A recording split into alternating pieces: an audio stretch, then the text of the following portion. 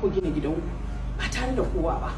So dan Allah dan annabi Umar ka rike Ihsan amana, dan Allah ka rike, wallahi Ihsan yarinyar kirki ce, ka rike ta amana. Inda ta yi kuskure ka gyara mata, inda ta yi abun kwarai ka yaba mata, ka koya mata abin da ka san zai ci gaba da rayuwarta.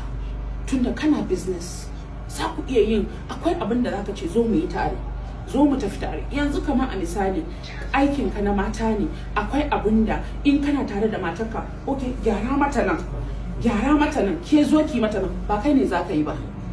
So za ta iya zama kamar assistant ɗinka, at least za ta samu experience na yin wasu abubuwa, saboda kana yi da matarka tunda tare kuke, dukan ku tasawa kuke yi.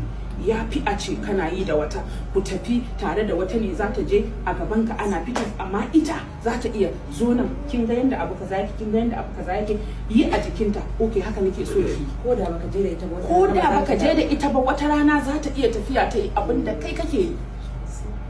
So ni fata na Ubangiji Allah ya baku zaman lafiya, Allah Ubangiji ya zaunar da ku lafiya, ya baku zuri'a ta gari, Allah Ubangiji ya haɗa arzikin ku, dukkanin tsautsayi da masifa Allah ya kare ku gare shi.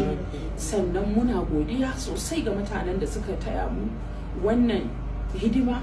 Mun gode, Allah ya saka da alkhairi, Allah ya saka da alkhairi. Muna godiya sosai, mun gode.